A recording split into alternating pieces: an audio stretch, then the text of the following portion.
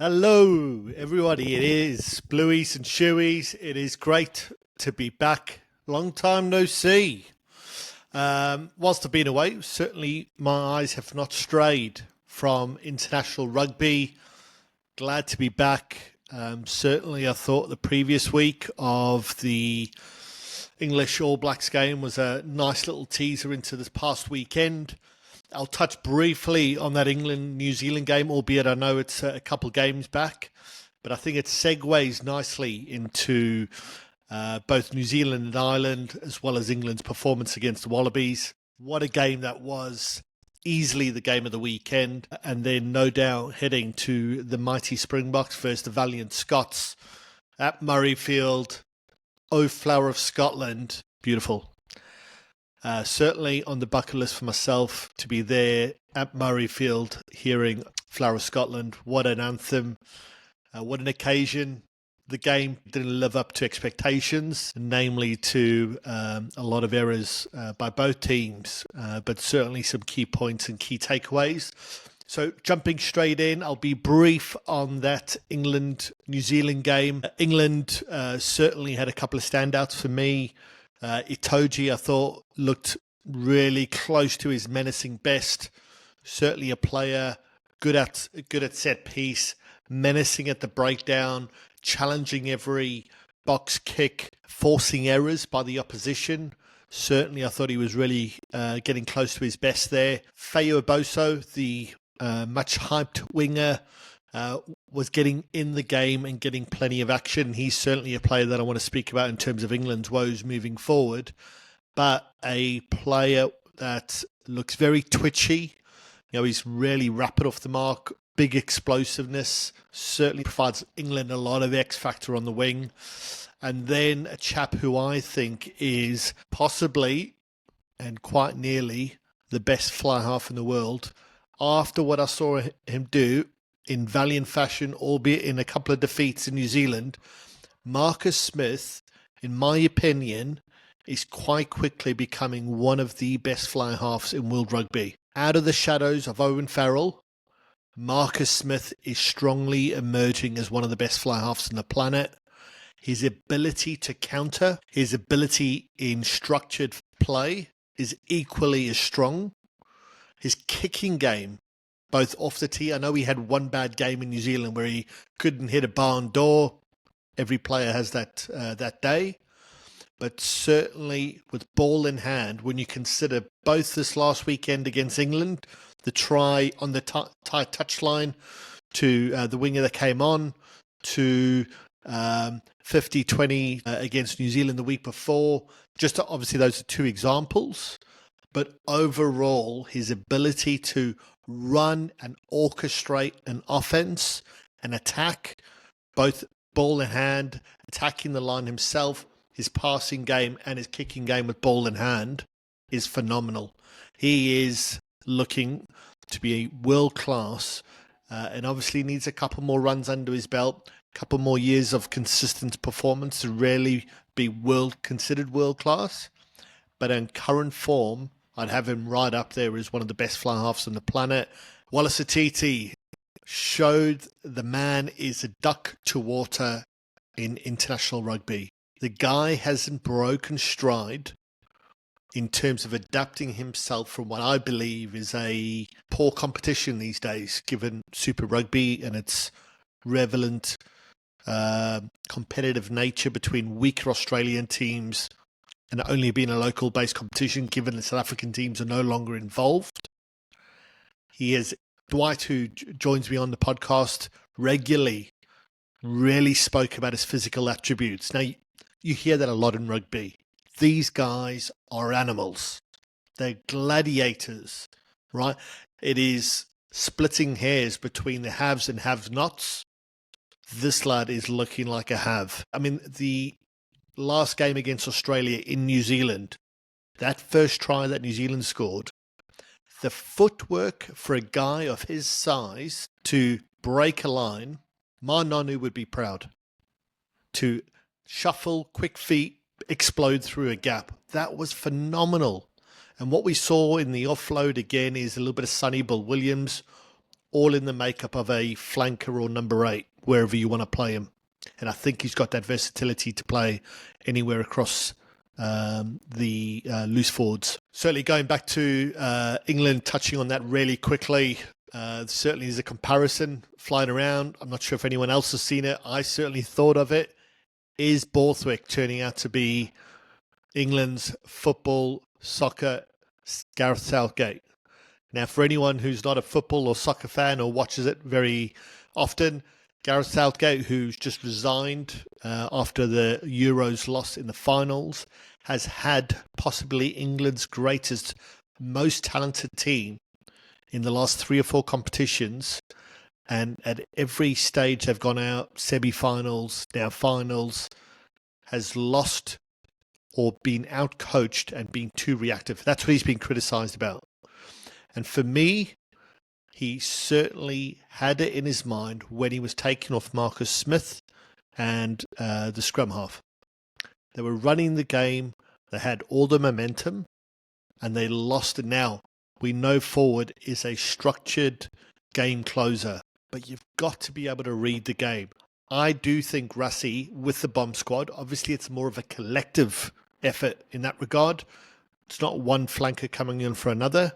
It's a wholesale changes. So I think there's a lot of difference between bringing on 4 or 5 players in one go at a certain time, because you're looking at a more of a collective in terms of how the collective can change the game versus one player for another. I do think, though, Rassie also changes that structure depending on the game. Right, we saw Marty Lebok come off early in the semi-finals against England for Handré Pollard. So I do think he is able to change his plans that he has prior to the game. But for me, Borthwick had it in his mind exactly when Marcus Smith was coming off. It was premeditated, and unfortunately got it wrong on that occasion. For me, not only because of the drop kick, but how the game was orchestrated from there. The team is going, we need to hold on to those 8 points. They're not thinking about, let's get 2 scores ahead. They're thinking, let's hold, Ford's coming on. That means hold back and invite the opposition on. That's my take on it. And it gives the players on the pitch the mentality that we have scored enough points and we've got to hold out. 20 minutes left in the game. We know New Zealand's struggles in the Rugby Championship have not been able to score in the last 20. And they ended up taking the game away from England. And Forward was involved in that ridiculous attempts of tackles on Talea for that final try for New Zealand. Look, the first try Talea scored, that's where his class is. But you cannot tackle attempt. 2 lads there could not push him out half a metre out of touch. He was half a metre from touch. Just force him out. Whatever you do, if you can't get him down, get him into touch. And he ran past you and handed you off with ease. That was embarrassing from my point of view. Right, now moving on to New Zealand, Ireland. Really a little bit like South Africa, Scotland. Extremely underwhelming, I thought, as a game, as a spectacle. You know, we've had the hype between Johnny Sexton's book, you know, words about Rico Ioane and words that were spilled post-quarter final. There's a rivalry brewing. This dates back to, you know, Ireland's first win back in 2016. And funnily enough, I know that only because my Facebook post, my status update, complimented Ireland back on their first win in history against the All Blacks in 2016. From memory, I think it was in the US. But just a short note, remember when you used to do a Facebook status update? Some of those are a bit cringeworthy these days, but lo and behold, it came into use this last weekend. And that rivalry has really been building as Ireland have really become a formidable rugby nation. Sorry, it's something I should have touched on just prior, is we saw Barrett and obviously Mackenzie at the end kick well. That is another thing that we did not see during the Rugby Championship, nor do those kickers have a history of kicking as well. So we've seen the difference, the fine lines between losses. You know, you think about some of those missed kicks at Ellis Park and in Cape Town versus a couple of kicks made and the differences in those tight occasions to, again, Ireland Mackenzie played incredibly well as far as kicking for poles and looked really solid off the tee. But let's just see if this is the evolution or revolution in his kicking game, certainly off the tee. However, Ireland were just really below par. I thought in the quarterfinals they were 5% off it. You know, they let New Zealand get off to a good lead, really came back into the game, and then ultimately New Zealand were always going to have another score or two in them. That's what happened, and ultimately the ability to work your way back in was just too much for Ireland in the quarterfinals. But I thought they were 5% off at that game. This last week, I thought they were 20% off. Between handling errors, basic mistakes, the lack of organisation. They should have, I thought, been more clinical at the breakdown. Overall, not a great game. New Zealand go 2 for 2. Certainly England could have and should have beat them the week before. We're seeing, and this is the beauty of international rugby, we're seeing the fine margins, as I said, with Mackenzie and Barrett's goal kicking, the fine margins between one or two extra kicks getting you over the line in a 2-point win versus a 2-point loss. These things are splitting hairs at the moment. Now, the game of the weekend, without doubt, was the 10-try thriller at Twickenham. I'm not going to call it the Allianz. I just did. But certainly at Twickenham, what a game. And England, once again, snatched feet from the jaws of victory somehow, some way. In terms of Australia, I thought Valentini was superb with ball in hand yet again. For me, he is certainly a player they need to get with ball in hand more often. Play to his strengths. I've said it one or two podcasts ago, I think Angus Bell could easily be one of the best front rows on the planet. There was a stat that he beat 9 defenders for a front rower at the weekend. I think either he or Valentini was one of the ones that really put a big hit on Tom Curry, who was in defence, and then I think he tried to tackle thereafter before being carted off. So some really strong carries by the Aussie forward pack. I've said it before, the forward pack is the surprising strength at the moment for the Wallabies rugby. An area of the game that's really been weak for a good decade plus is now certainly creeping up there as their core strength. They're hugely competitive. They've got guys that are hugely competitive. The McWrights, the Wilsons, plus that forward, if they can really get Tupou to get 60 minutes week in and week out, so that Slipper or whoever else is coming in thereafter has only got 30 minutes in him, that makes him again a lot more competitive, certainly at scrum time and in broken play, because Tupou can be really devastating with ball in hand. I thought Ikitau played terrific on the weekend at 12 inside centre. Really laid a good platform for the debutant Joseph Sualihi. Really good with ball in hand. The offload at the end to Jorgensen was unbelievable. High risk. They've got to just get a penalty to win it, and they end up scoring a try. What an ending. Ikitau was superb. The debutant, Joseph Sualihi. Have we seen a debut as explosive, as classy than we saw with Joseph Sualihi? The man is much hyped in Australia. He played rugby union through a well-known school in Australia, and as many players have done over the last 10 to 15 years, have then gets swept up in the Australian Rugby League system, playing for the NRL, playing for one of the best teams, my team, the Sydney Roosters, and then obviously signed the big contract to get him back to rugby union with Rugby Australia under the previous administration. That was their strategy, to make a couple of high-profile signings from rugby league.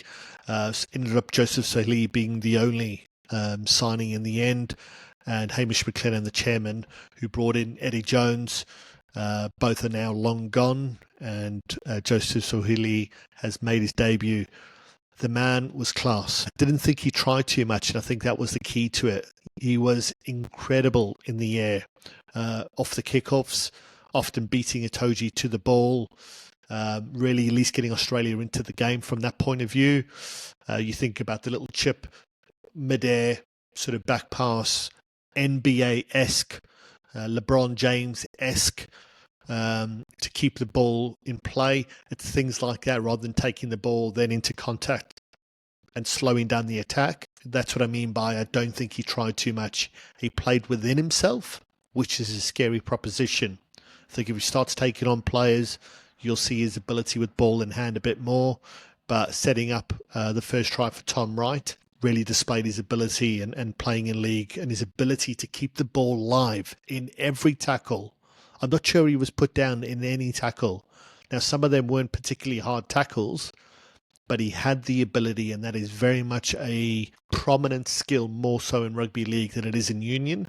We saw that with Sonny Bill Williams, keeping your arms free in the tackle, the ability to keep the ball live, and therefore breaking defences. Tom Wright is the player that really, for me, defines where this game was won and lost, certainly from Australia's side and England's side.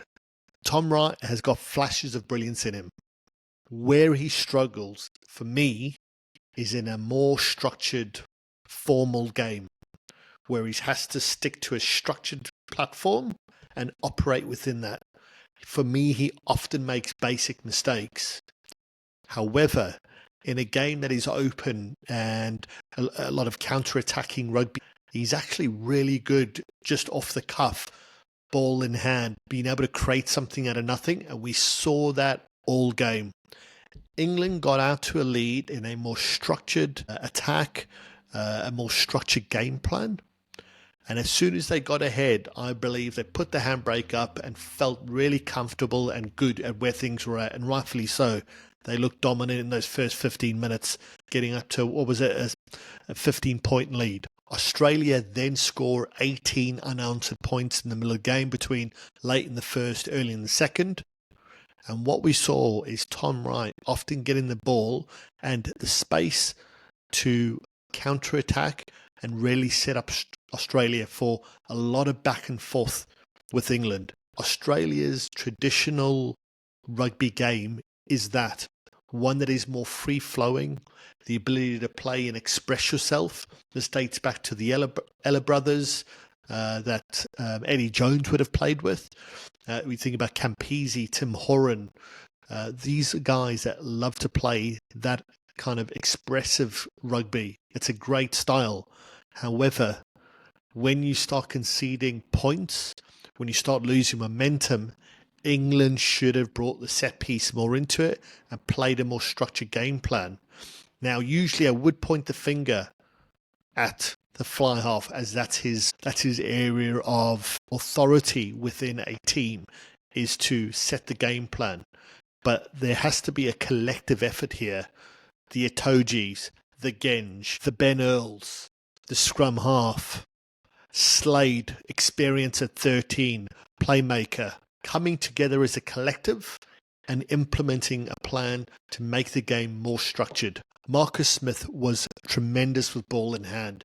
Again, brilliant with kicking at the ball with ball in hand. However, England allowed Australia to play their style, and ultimately that cost them. The big thing I think England are going through, I mentioned the reason why I went through that New Zealand game was when you think about Feu Oboso and the impact, the amount of touches that he had in the game, to almost being anonymous against Australia. I know we went off right at the end, but it's a sign for me of any team, any sport, where there's a lack of consistency as a collective and by key players.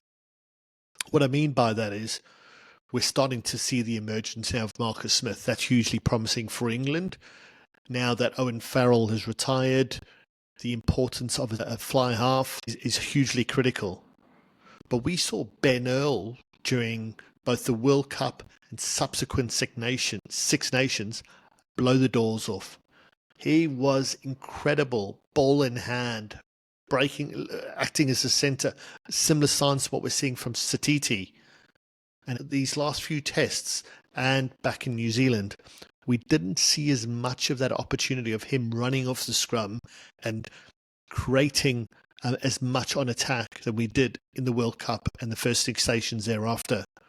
Sure, teams are playing for that, But if you're going to be world class, if you're going to be one of the best in the game at that particular position, you need consistency in performance.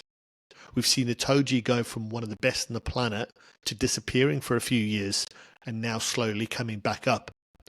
Genge 2 years ago looked like he was going to be one of the best front rowers in the world.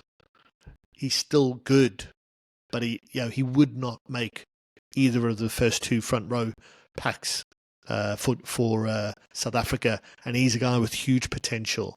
Tom Curry again feels like he's come back a peg or two, but then we're seeing flashes of brilliance with Afeyu Boso, who again got plenty of touches. Why are you not setting these players up for success? Play to your strengths. Very similar to what I said about Australia. They should be getting Valentini on the ball as much as possible. He's devastating with ball in hand. And so we're seeing a number of players either be playing well for a year, 18 months, or a string of 5 games. And then we're seeing guys go off the boil, not being involved in the game, just for whatever reason, not being able to impact the game as much as we would do. And hence we're seeing trials and tribulations with England, where in a very bare bones game plan during the World Cup, they get as far as the semi-finals and almost take South Africa out, to playing a more well-rounded game, and then again just seeing that lack of consistency across the board. I certainly agree with Borthwick. The backline play, the call to run whatever play they were running, which ultimately led to the knock-on and the Kellaway try, which we all thought, I'm sure anyone watching that game thought that was the last try in the game. To think that we were going to get 2 more tries is unbelievable, but they should have played a more simple, structured game, especially when you've got yourself ahead after being behind with 5 minutes on the clock. But to try run a intricate backline play so late in the game, having a lead, only to knock it on and Kellaway to score a try was cardinal sin. But get it right, this was all about Australia. Australia now, when you think about Ikitau, Karevi to come back, Piasami to come back, now Joseph Soilihi, a bit of options on the back line now. Tom Wright starting to really find his feet. Kellaway looking to find his form again after I thought he's sort of really been taking a while post-injury. We're now starting to see a little bit of depth of Australia. And if they can get Skelton impacting the game as much as he does in European competitions for La Rochelle in the top 14, we're going to see, hopefully, a really competitive Australia versus the Lions next year, which for any rugby fan, Aussie or British or a neutral, we want to see competitive games. Joe Schmidt is starting to work his magic. This is a big win, a statement win. They have to back it up. They may lose next week, but it's a consistency in performance. We're seeing them get close. Same as England. They've got to try string wins, build the confidence, and build the ethos of this new Wallabies team. And last but not least, the mighty Springboks over the valiant Scots. I took down a few notes and I kept saying 20 minutes, stop-start, number of penalties, number of knock-ons, 30 minutes, number of penalties, number of knock-ons, hoping that I could change my tune while taking notes during the game, and it never really quite got there. It was good to see Andre Hesthuizen have, I thought, one of his better games, finally getting an opportunity for the Springboks. Equally, I thought Kainan Moody had a really good game, given he was somewhat out of sorts on the wing against New Zealand. First came back, a little bit of rugby under his belt. I just thought he was lost, wasn't in the rhythm of the game.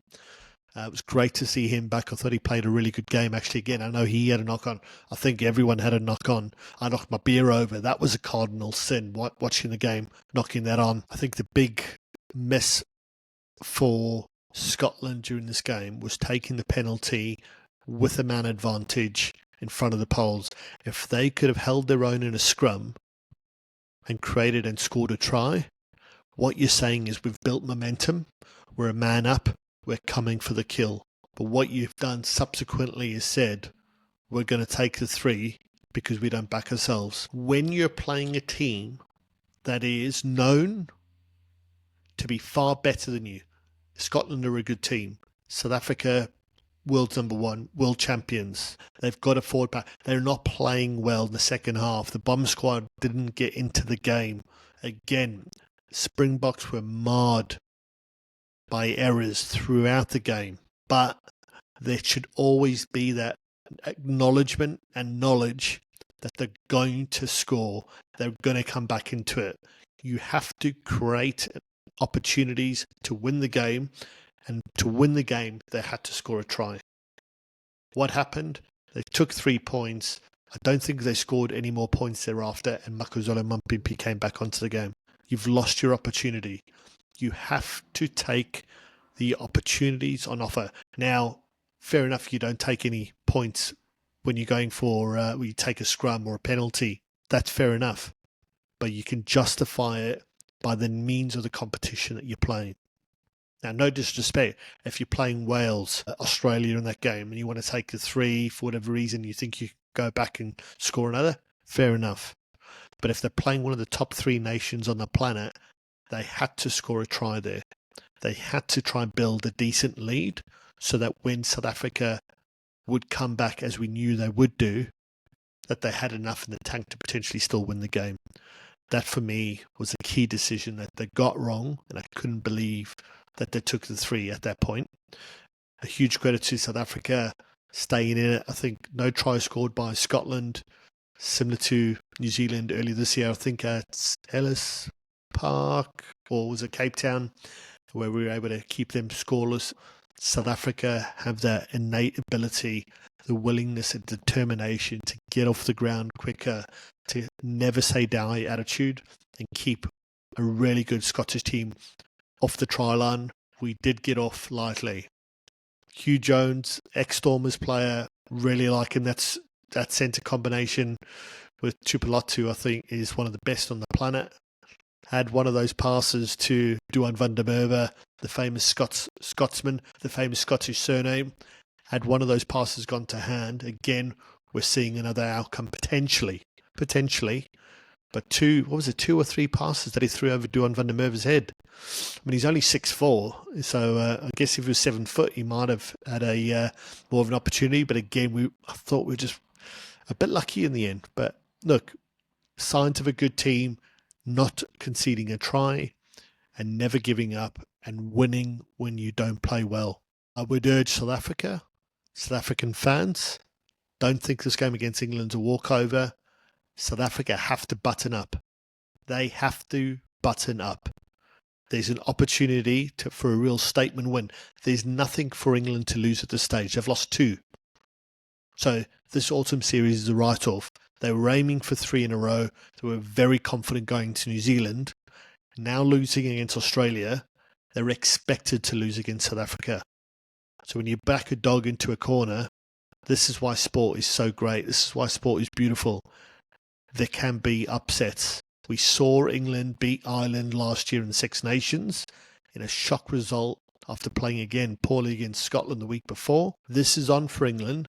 South Africa should win this, but they'll have to button up, be more clinical, and certainly, I mean, God, reducing half the errors is still too many. So they'll really have to button up. It should be interesting to see what team Russie puts out. But thank you all for listening. It's great to be back. Who doesn't love rugby? Cheers, guys. Take care.